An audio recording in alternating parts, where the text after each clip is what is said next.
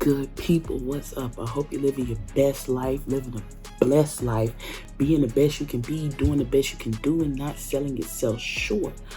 All right, we're gonna bring you in on part 2 of my Back to Eden style garden. Okay, so we're gonna pick up at the beginning of me digging the first set of trenches, and then we'll jump in and out on how it goes from there.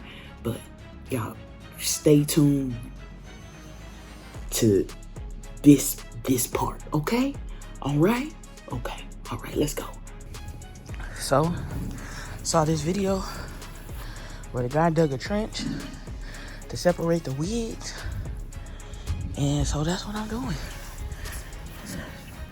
Taking regular old shovel in a line. Right, so here had a really hard time with digging the trench, so I decided to go to other conventional means after I did this little bit line on here. And as you can remember from the last video, I ended up laying out the line to make it straighter. And I also am about to use some power means. All right, so I ended up renting a truck with the trencher and the trailer. So we got 75 minutes to get this done. 75. I can't afford to go over the 15, but I don't want to go too much past that. So anyway, let's go.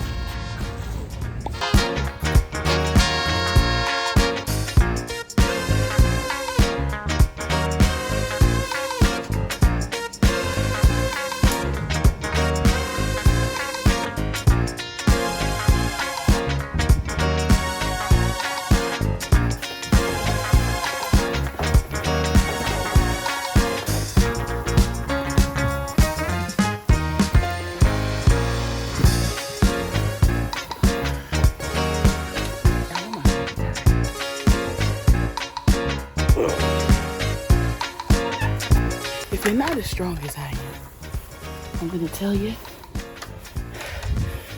to make sure you have some help when you're doing it.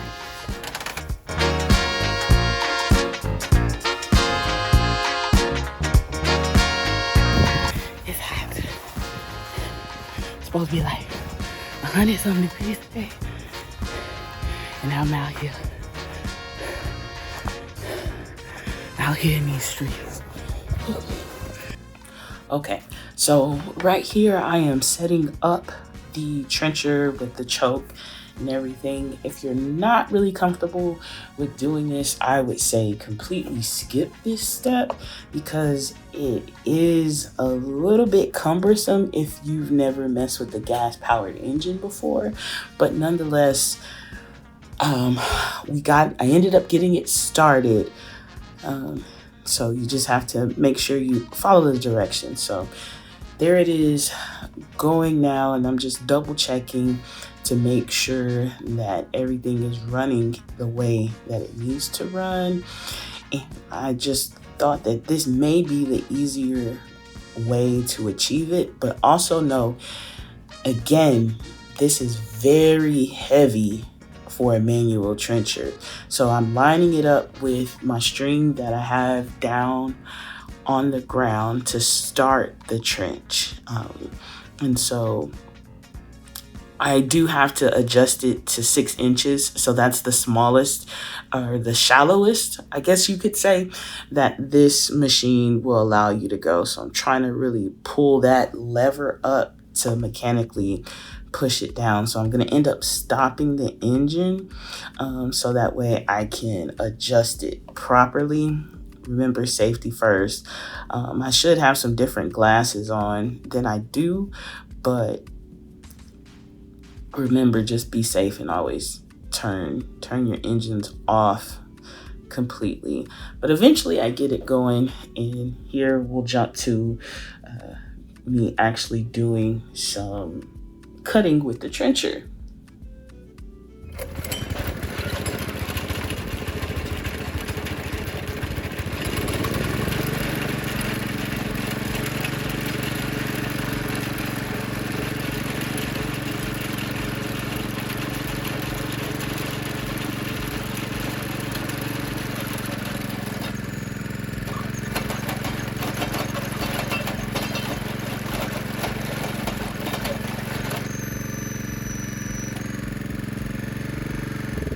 here again, I was upset because it stopped, and I was like, why did it stop? But we did get down the 6 inches, so my ground is wet when you get past that part. So there was a lot of mud. If you look closely, there is a lot of stuff on there.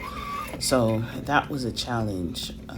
I think it may work better if your soil is a little bit drier than mine was trying to get this done, because we have had a lot of rain this year, and I'm just forgetting to turn back on the on off switch. And so needless to say, we're just gonna keep moving down with that. But those are some tips that I use, especially if this is your first time using it, such as me. So there we go. I finally got it going again. But this was the hardest part for me. Like, keeping it going, not realizing that I didn't have the on switch on the other on switch. So there was that. So I realized it.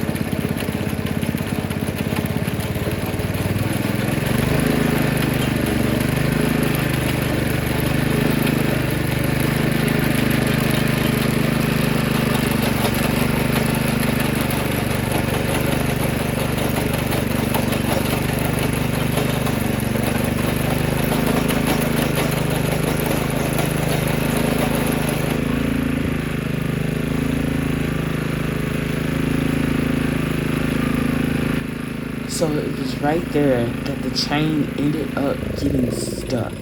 And so I was just completely frustrated, not knowing why it just stopped on me. So I could get the trencher started again, but as you can see, the engine is turning over, but the chain is no longer moving.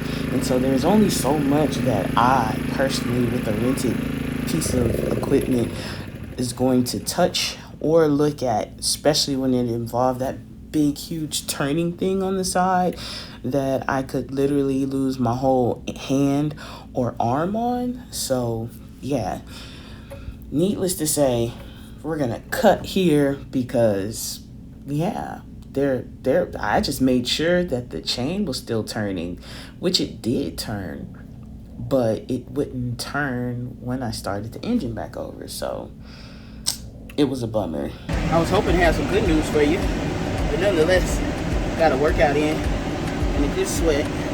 But as you can see, the trencher decided it wanted to stop working on me.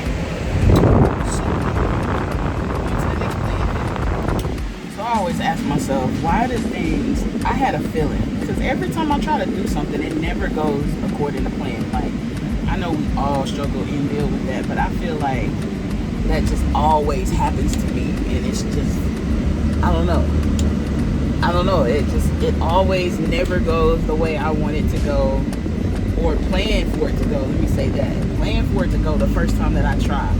So what we gonna do is dig this trench about 3-4 scoops a day, and eventually I get to all 4 sides. 3-4 scoops a day. That's the plan. That's the new plan. 3-4 scoops a day. All right, 3-4 scoops a day. All right, y'all. So I decided to end up buying a trenching shovel. I wouldn't say it's necessarily what's the word I'm looking for? Necessarily required for you to purchase the trenching shovel. I just went ahead and did that because it was a little bit easier, and I don't think it's a true trenching shovel. I think it's a spade shovel because it's rounded on the end. So I got it from Tractor Supply. I think it was about $15 or so not too much of a crazy investment, especially if it's something that you're not going to use a lot, which I really don't see myself using it a lot, but nonetheless I still have it just in case I need it. So, see, look, it's conveniently the same size as the other trencher. All right, so that was the trencher. This was me. You can clearly tell when I start. Ooh, please don't hurt yourself, Phyllis. Oh Lord, that's till I get the I gotta get this fence up. See. Oh, Phyllis. Girl. Just like that. A little bit of sweat. I know it's dark, y'all can't really see. But the sweat is there. Come on, Phyllis. So first things first. Like I said, we have finished one side. We have finished 2 sides, right? We are making our way to the 3rd side, and I gotta get moving because it's getting warmer day by day, right? So, gotta get warm day by day.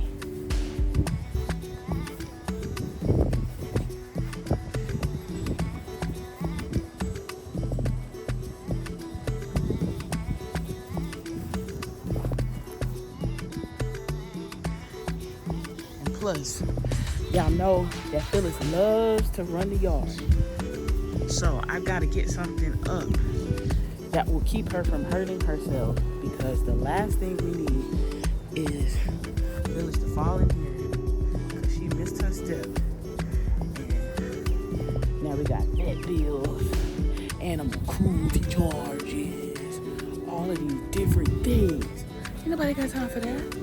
So, anywho, what we're about to do is start putting up the fencing, at least from the areas I just showed you. So let's go. All right, so what I'm doing now is I'm about to measure out the U-post every 3 feet or so that way my fence isn't sagging as much. And I'll show you here in a second what fencing that I'm going to be using, and these are 4-foot 4-foot U-posts, and they go about a foot down in the ground. So my fence is only going to be, in theory, 3 feet high, which is enough for the rabbits, not enough for Phyllis because she can clear 3 feet easily. But I'm not too much worried about her running and leaping into the garden per se. Just going in, foraging at her leisure is really what I'm concerned with. So I'm hammering those down in the trenches that I dug. So I'm digging it about that foot down. So it's going about 6 inches deeper than the dirt is currently. So it is about the 3 feet tall from the ground, as you can see. So I'm just gonna keep going, putting those down every 3 feet, and then I'm going to hang the